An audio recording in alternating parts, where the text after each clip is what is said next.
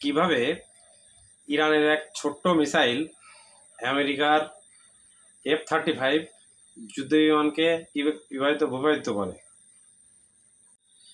কিভাবে ইরানের এক ছোট্ট মিসাইল আমেরিকার সবচেয়ে অত্যাধুনিক ফাইটার জেট F-35কে নিশানা বানালো এবং তার উপরে আঘাত করলো। আমি কথা বলছি দুনিয়ার অত্যাধুনিক F-35 ফাইটার জেটের কথা, যেটা তৈরি করতে আমেরিকাকে কমপক্ষে $100 মিলিয়ন উপরে খরচ করতে হয়েছে। তার মানে হলো প্রায় 1200 কোটি টাকা একটা fighter jet F-35 fighter jet বানাতে আমেরিকার খরচ হয়েছে। তাহলে কি এর কোনো দুর্বলতা ছিল যা কেউ জানতো না, নাকি ইরান এমনই একটা রাস্তা বের করেছে যেটা রাশিয়া এবং চীন করতে পারেনি? আজকে এই বিষয়ে বিস্তারিত বলবো, আশা করি সাথে থাকবেন।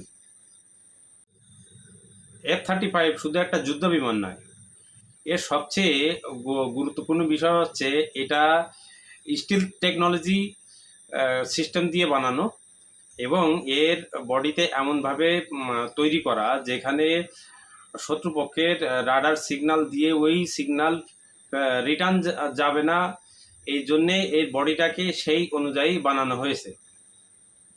তার মানে হচ্ছে যে সিগন্যালটা এই বিমানের কাছে আসবে এই সিগন্যালটা ফেরত যাবে না। এখানে এর বডিটা এমনভাবে তৈরি করা হয়েছে যে এ দুশ্মনের এরিয়া যাবে, যেখানে যে বম্পিং করে আসবে আর সুন্দরভাবে সেখান থেকে বেরিয়ে আসবে, কোনো রাডার একে খুঁজেই পাবে না। বিগত 8 বছরে পৃথিবীর কোনো এয়ার ডিফেন্স কোনো বিমান এর একটা নোকের আঁচড় পর্যন্ত দিতে পারেনি। তো কিভাবে এই ইরানের এই মিসাইলটা একে ট্র্যাক করে এবং এখানে হামলা করলো? যেভাবে রাডারগুলো বিমানকে ট্র্যাক করে, প্রথম সিস্টেমটা হলো যে এয়ার ডিফেন্স থেকে একটা সিগন্যাল পাঠানো হয় আকাশে, যেখানে কোনো বিমান যদি থাকে সেইখানে এই সিগন্যালটা তার বডিতে কালেক্ট করে আবার সেই রিটার্ন ওই সিগন্যালে ফিরে আসে। তখন সেই অপারেটর বুঝতে পারে যে ওইখানে কিছু আছে। দ্বিতীয় হচ্ছে প্রতিটা ফাইটার জেট তার ইঞ্জিন থেকে একটা গরম হিট বের করে, ওই হিটকে ট্র্যাক করে এমন কিছু টেকনোলজি ওই হিটটাকে ট্র্যাক করেই ওই বিমানকে শনাক্ত করে। F-35 রাডারকে ফাঁকি দেওয়ার ওস্তাদ, কিন্তু F-35-এর ভিতরে একটা ইঞ্জিন লাগানো আছে যেটা 135 নামে একটা ইঞ্জিন লাগানো আছে। তো ওই ইঞ্জিন অত্যাধুনিক উন্নত মানের, কিন্তু ওই উন্নত মানের ভিতরে ওর এত পাওয়ার যে ওই যে গরমটা তৈরি করে, হিট পাওয়ার যে ছাড়ে, ওই হিট পাওয়ারটাই তার মেন দুর্বলতা। এইখানেই F-35 ফেসে যায়। তার কারণ ওই F-35-এর যে ইঞ্জিনের যে গরম, যে হিট, ওই হিটটা এই মিসাইলটা ট্র্যাক করার পরে এখানে মজার বিষয় হলো যখন ওই মিসাইলটা ওই ফাইটার জেটে ট্র্যাক করে তখন কিন্তু ও এর রাডারের সিগন্যাল রিটার্ন পাঠায় না। তার কারণ যদি রিটার্ন পাঠায়, ওই প্রথম পর্যায়ে যে রাডারের কথা বলছিলাম সেইরকম যদি আপনার সিগন্যাল পাঠায়, তাহলে কিন্তু ওই বিমান যে বিমান সে ট্র্যাক করছে সেই কিন্তু ধরে ফেলবে। এই জন্যে সে উল্টো কোনো সিগন্যাল না পাঠিয়ে ওই বিমানকে ধাওয়া করে। এবার দেখবো এই দুনিয়ার সবচেয়ে অ্যাডভান্স ফাইটার জেটকে যে মিসাইল ধাওয়া করেছে সে কোন মিসাইল। এখানে দেখুন B2ASN-066 ক্রুজ মিসাইল। এর বৈশিষ্ট্য হলো যে সোজা মিসাইলের মতো ডাইরেক্ট হিট করে না, আস্তে আস্তে তার এলাকায় স্লো মোশনে ঘোরে। যখন সে তার শিকারি খুঁজে পায় তখন সে রকেটের গতিতে তার স্পিডে তার দিকে ধেয়ে যায়। সবচেয়ে খতরনাক কথা হচ্ছে যে একে জমিন থেকে পরিচালনা করা যায়, আর যে কোনো ফাইটার জেটের ওই হিট যদি রাডারে শনাক্ত হয় তখন ওই মিসাইলটাকে ওই ফাইটার জেটের পিছনে লেলিয়ে দেওয়া হয়। ঠিক এই কাজটাই ইরানি এয়ার ডিফেন্স সেদিন করেছিল। তার মানে হলো এই মিসাইলটা আপনি যেভাবে পাঠাচ্ছেন যার বিরুদ্ধে পাঠাচ্ছেন সে একে ট্র্যাক করতে পারবে না। সে এই মিসাইলটা তার নিজস্ব গতি থেকে ওই শত্রুপক্ষের রাডারকে ফাঁকি দিয়ে তার টার্গেটকে আঘাত করতে পারবে।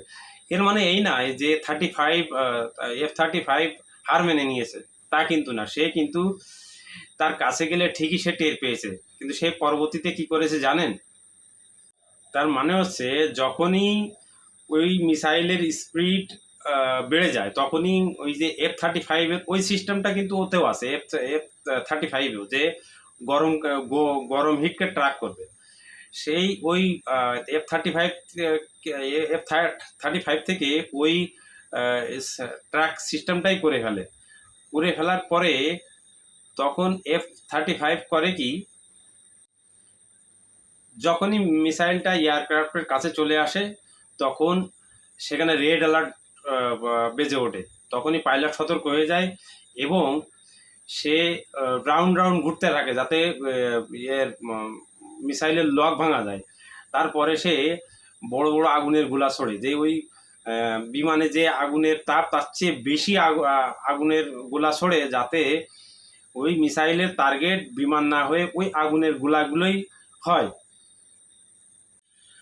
যখনই ওই আগুনের গোলাগুলো ওই মিসাইলের সামনে আসে তখন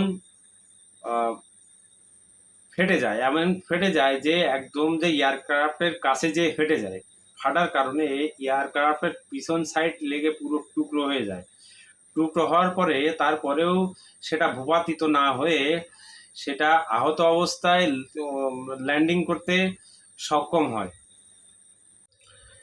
ইরান এখানে ক্লিয়ার মেসেজ দিচ্ছে যে আপনার কোটি টাকার ফাইটার জেট নিয়েও যদি আপনি মানে সঠিক থিওরি ব্যবহার করতে পারেন এবং কৌশল অবলম্বন করেন, একমাত্র হচ্ছে শত্রু দুর্বলতা যদি আপনি মানে নির্বাচন বা ধরতে পারেন, তাহলে যত বড়ই ফাইটার জেট হোক তার বিরুদ্ধে মোকাবেলা করা সম্ভব।